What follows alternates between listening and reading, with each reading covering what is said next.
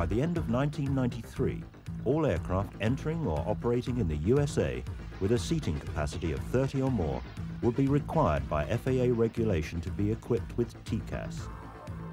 Consequently, at that time, the skies of Europe will contain a large number of TCAS-equipped aircraft.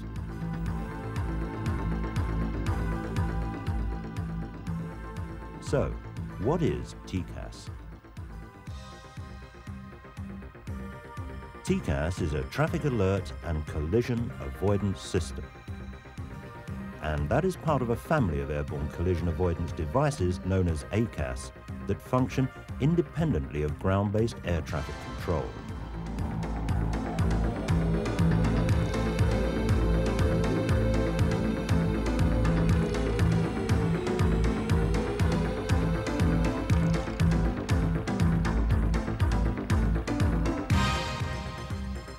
Basic TCAS 1 provided traffic advisories, or TAs, only, whilst the current TCAS 2 not only provides these proximity warnings, but at a certain point recommends an escape maneuver or resolution advisory referred to as an RA in a vertical direction to avoid conflicting traffic. The current logic or phase of development of TCAS 2 is Logic 6, currently being installed in aircraft in compliance with the FAA regulation. It is this system we will initially explore to illustrate the basic principles before examining the new Logic 604 with its more refined operational parameters that is currently being evaluated and is expected to enter service as a software modification in early '94. The purpose of this videotape is to reassure air traffic control personnel and provide a better understanding of what is, in essence, an airborne safety net that only comes into its own when normal separation has already been lost. Even so, it must be remembered the system cannot predict sudden changes to the current profile of an aircraft and is therefore not the ultimate answer to airborne collision avoidance. Here's how it works. The system detects other transponder-equipped aircraft, predicts their flight path, gives ample warning of a potential hazard, and suggests a corrective action. The airborne equipment consists of 2 antennae, one directional and one omnidirectional, the latter normally on the underside of the aircraft. On the flight deck, the transponder control panel includes controls for TCAS 2. The system also includes a method for presenting visual information, but that varies according to the configuration of the flight deck in question. For those that have a traditional analog vertical speed indicator, that indicator is replaced by a flat LCD panel. When TCAS 2 activates, the display is added to the vertical speed information.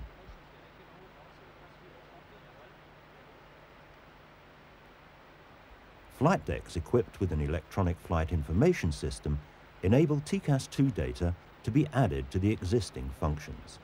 In either configuration, TCAS 2 does not communicate with ATC, but remains as an in-flight aid to the flight crew. Traffic, traffic. A speaker system provides audible enunciation to reinforce the visual representation. So, how does this work as a system?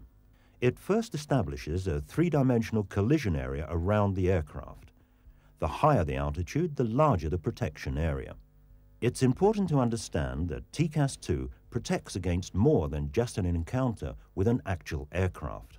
More accurately, it protects the collision area from penetration by another aircraft. To do this, it scans the area around the aircraft every second, interrogating other transponder-equipped aircraft.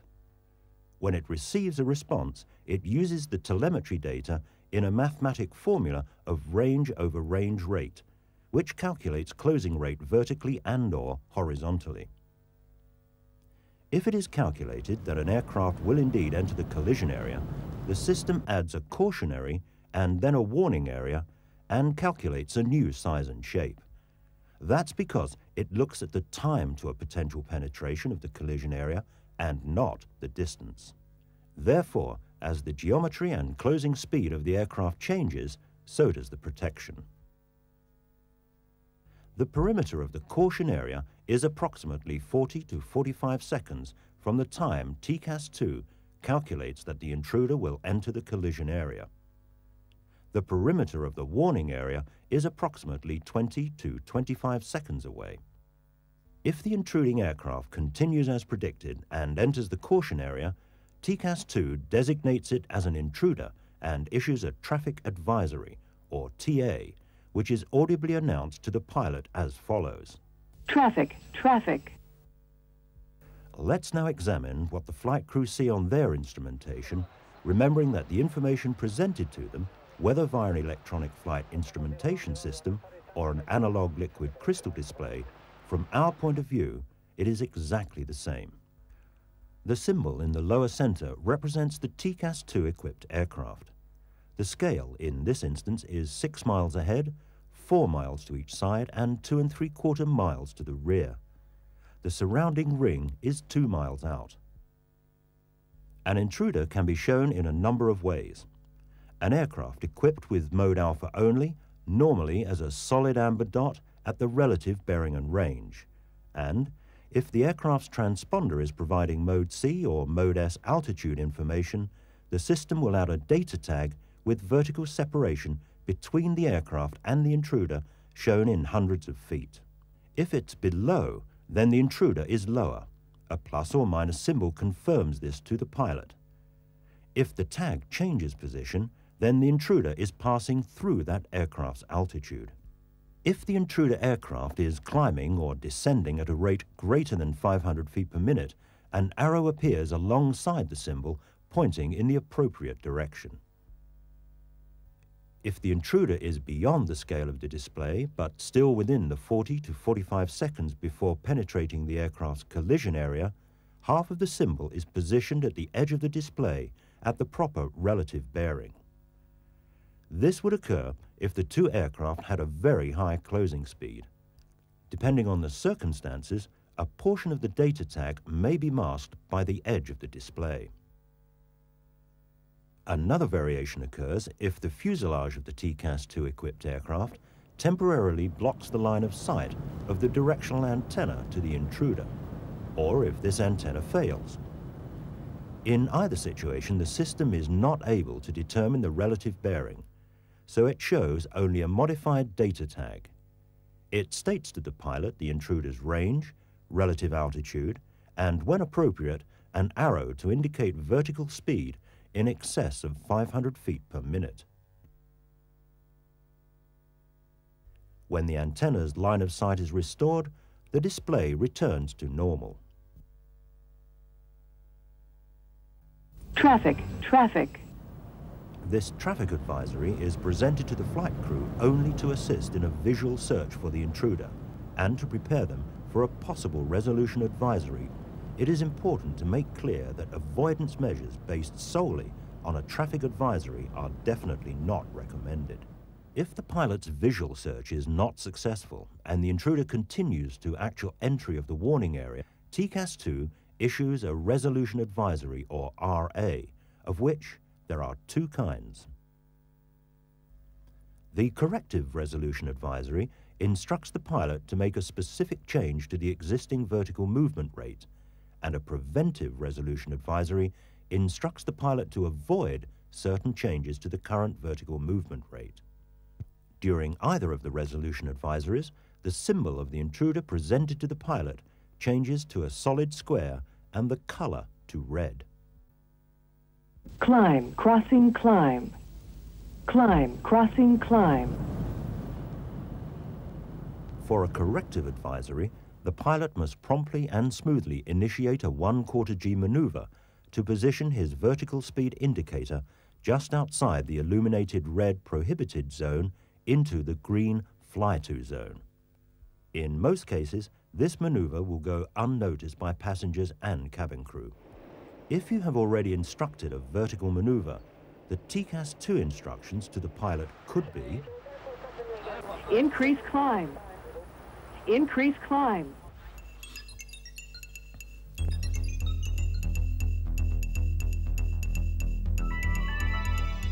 Reduce climb. Reduce climb.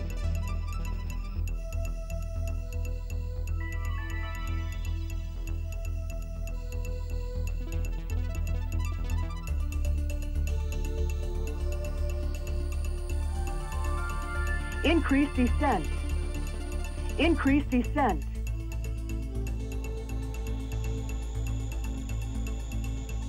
Reduce descent.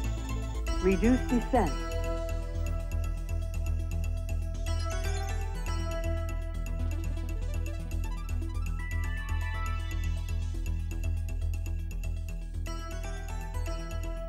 The system can analyze very complex traffic situations, and it may direct the pilot to maneuver across the intruder's current altitude, which in itself may seem unusual to the pilot and controller.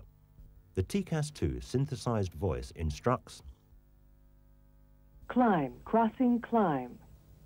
Climb, crossing, climb.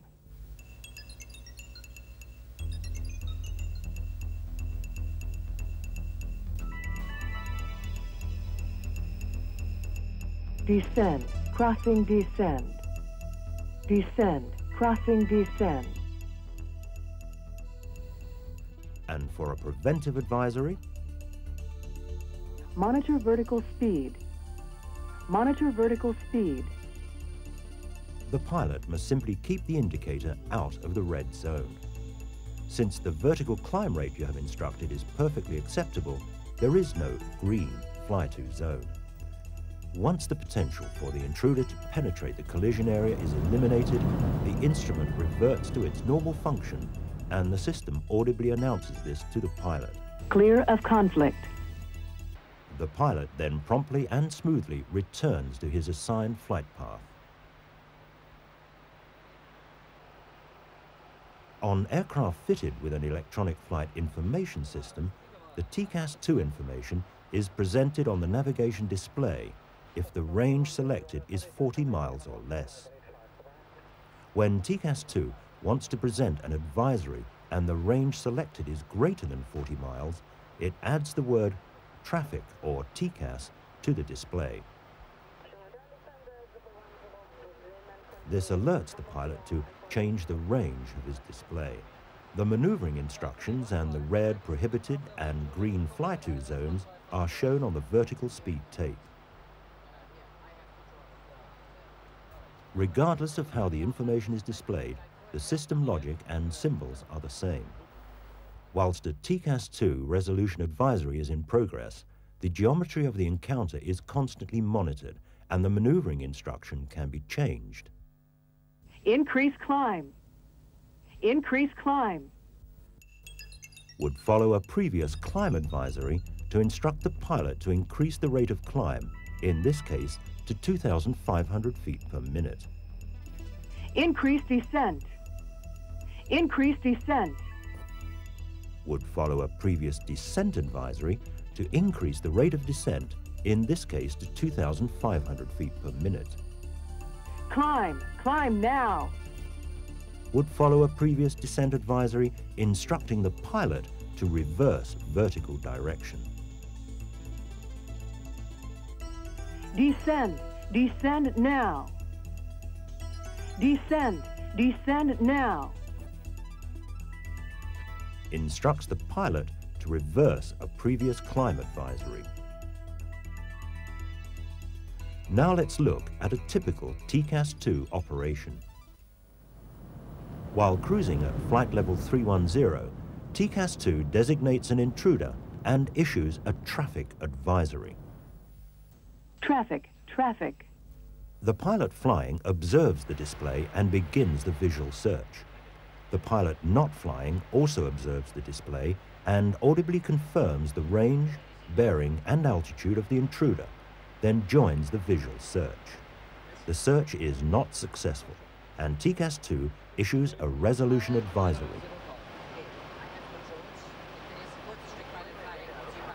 Climb. Climb. Climb. The pilot flying clears the appropriate airspace and promptly alters the vertical speed with a 1/4 G maneuver to move the VSI out of the red and into the green fly-to zone. The pilot not flying, of course, continues the visual search and monitors the intruder's position on the TCAS-2 display. He also verifies that the pilot flying is correctly following the resolution advisory. The maneuver has eliminated the potential for a collision. Clear of conflict. The display reverts to its normal function, and the pilot flying promptly returns the aircraft to the previously assigned flight profile.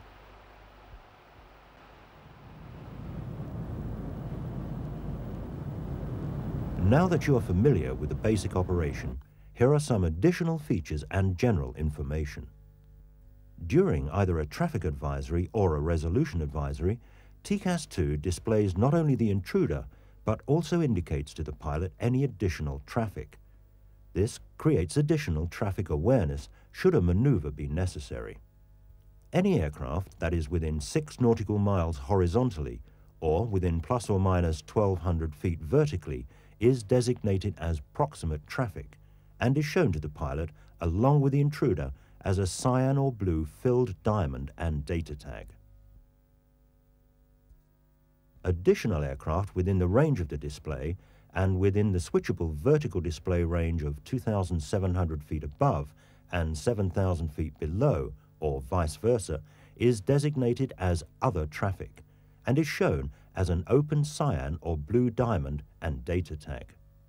If the system is tracking multiple aircraft during an encounter, it displays only the intruder and those designated as proximate traffic. At altitudes less than 500 feet above ground level, the system does not provide resolution advisories, but will provide traffic advisories. The pilot can also use the system to learn what traffic is in the vicinity when there is not a threat of an encounter. With the traffic switch in the on position, the display will present all transponder-equipped aircraft within the scale, plus or minus 2,700 feet vertically. The number of resolution advisories which have occurred during trials of the system in the USA are expected to be substantially reduced with the introduction of the new 604 logic. The deviation required to resolve an encounter from an intended vertical flight path is relatively small, normally between 200 and 500 feet. If the intruder is also equipped with TCAS, the systems communicate with each other to ensure that avoidance maneuvers are coordinated and complementary. Now let's examine once more the main features of this airborne collision avoidance system. TCAS-2 detects other transponder-equipped aircraft, predicts their flight paths, and gives ample warning of a potential hazard. It then suggests a corrective action. TCAS-2 first establishes a three-dimensional collision area around the aircraft, the size of which varies with altitude. It protects this collision area from penetration by another aircraft by predicting the potential intruder's flight path. Around this collision area, TCAS-2 adds first a cautionary area and then a warning area, then calculates a new size and shape according to the flight profile of the intruder. The system looks at the time it would take to penetrate the potential collision area and not the distance. And as the geometry and position of the intruding aircraft changes, so does the protection. Once an intruder penetrates the caution area, which is approximately 40 to 45 seconds away from penetrating the collision area, the system issues to the pilot a traffic advisory, or TA. At the perimeter of the warning area, approximately 20 to 25 seconds away from the collision area, the system issues a resolution advisory, or RA. The TA is presented to the pilot to assist him with the visual search, and avoidance measures based solely on a TA are definitely not recommended. If the pilot's visual search is unsuccessful and the intruder continues its trajectory and penetrates the warning area, the RA that is issued to the pilot will either be a corrective advisory or a preventive advisory. The corrective RA instructs the pilot to make a specific change to his current vertical rate, and a preventive RA instructs the pilot to avoid certain changes to his current vertical rate. The system can analyze very complex situations and may direct the pilot to maneuver across the intruder's present altitude. So, The enunciation of this corrective RA to the pilot will confirm the instruction. Climb, crossing, climb. Climb, crossing, climb.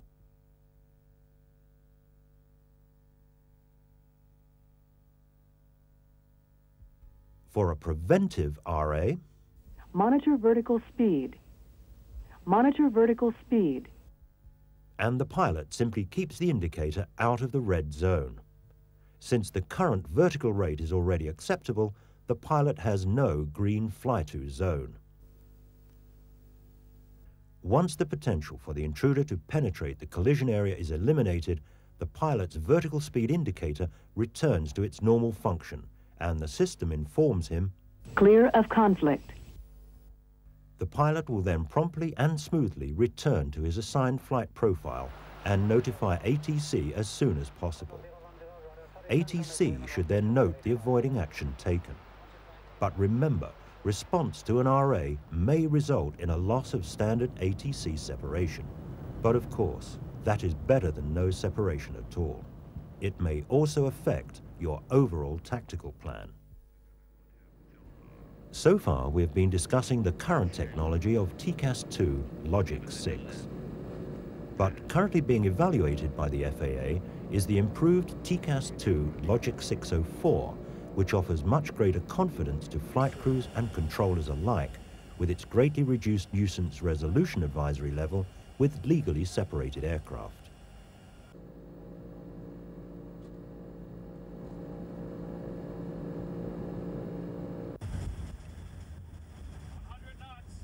Taking off from Paris-Le Bourget on October the 8th, 1992, two FAA aircraft, a Boeing 727 fitted with TCAS-2 Logic 604 and specially fitted observer display screens in addition to the pilot's conventional VSI display, and a Beechcraft King Air 200 acting as intruder aircraft, demonstrated this greater confidence with convincing effect.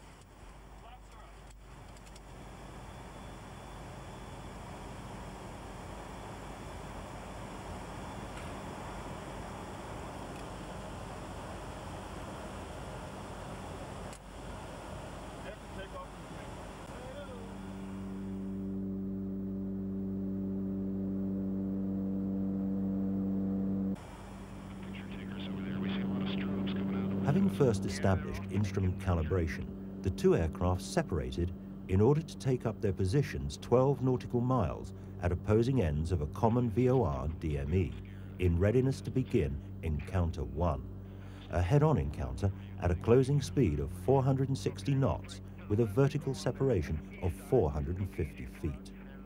With TCAS-2 switched to on, the transponder-equipped King Air can clearly be seen as an open diamond target at a range of 12 nautical miles at an altitude 500 feet above the 727. This is how the controller screen showed our two aircraft approaching each other.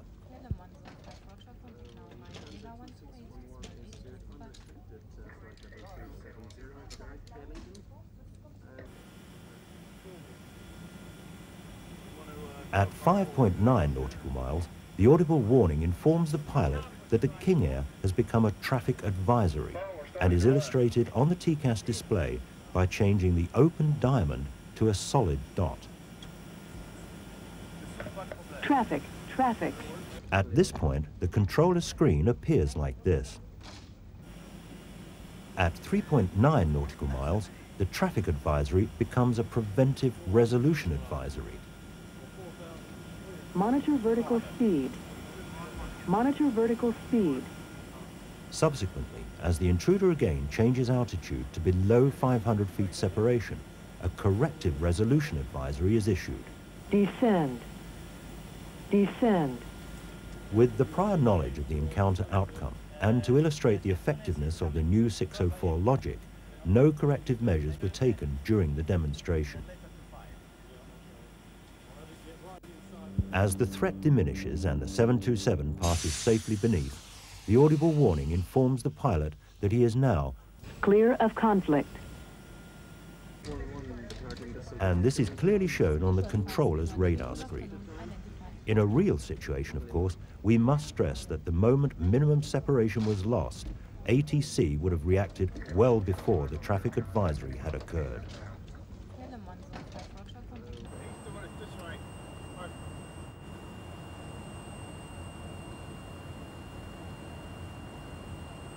Demonstration 2, known as the Dallas bump-up, illustrates a typical scenario where an aircraft climbs towards another in level flight.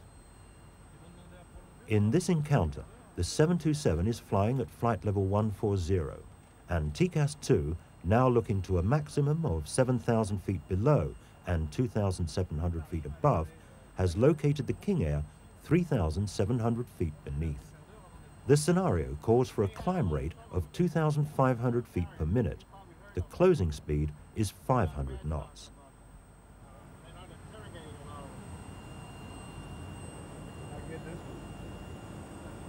From the open diamond and tag, the climb rate in excess of 500 feet per minute can be clearly seen.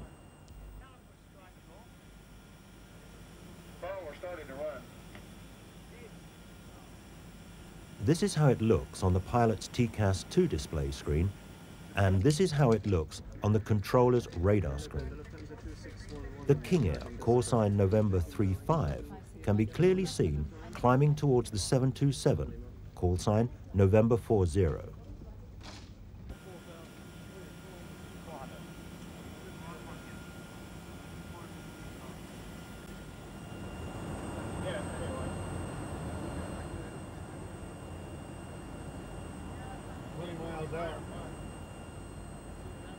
Traffic, traffic. Now at a distance of 5 nautical miles and 1,500 feet below, and with the intruder's climb rate still greater than 500 feet per minute, a traffic advisory is given. They had a lot of trouble with these honey carriers. You probably heard them. But our Rad's talking about them. And I'm interrogating a lot of them. Traffic, traffic. The intruder aircraft levels off 900 feet below the 727, at which time another traffic advisory is issued. With the earlier TCAS-2 Logic 6, a corrective climb advisory would have been issued, even though the aircraft were legally separated. But with the 604 Logic, the resolution advisory would not have occurred until 450 feet later, less than 500 feet separation.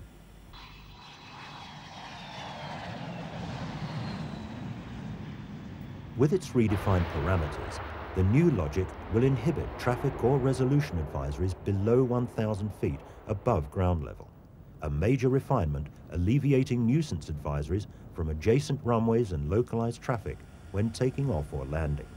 Although not expected to enter service until 1994, the new 604 logic of TCAS-2 will most certainly provide a greater degree of confidence to air traffic controllers and pilots alike. The information provided by airborne collision avoidance systems is intended to assist pilots in the safe operation of aircraft. It assists pilots in the search for and visual acquisition of conflicting traffic and does not prevent them from exercising their best judgment and full authority in the best course of action to resolve a traffic conflict. It is not intended that pilots maneuver their aircraft based solely on a traffic advisory, and even with a resolution advisory, the alteration to the flight path shall be limited to the minimum extent necessary to comply with that resolution advisory and never in the opposite direction of that advisory. Again, it must be stressed that any form of ACAS is there to act as a safety net should, for any reason, legal separation be lost. It is envisaged that future ATC training shall include the capabilities of ACAS, especially its ability to track more than one aircraft and issue resolution advisories that provide adequate vertical separation for more than one intruder. It is essential that air traffic controllers receive detailed training on the operation of ACAS and its potential impact on their operations. As a minimum, controller training is expected to also include the parameters used by ACAS when issuing advisories and the vertical separation that ACAS is designed to provide. Training will also include the types of displays available to pilots of ACAS-equipped aircraft and the information presented by them. Controllers will also become fully conversant with the procedures pilots are trained to use in response to TAs and RAs. However, as we're about to enter the 21st century, the implementation of ACAS and its family of airborne collision avoidance equipment should give further confidence to those already dedicated to the world of air navigation safety. KLM 145, turn left heading 350.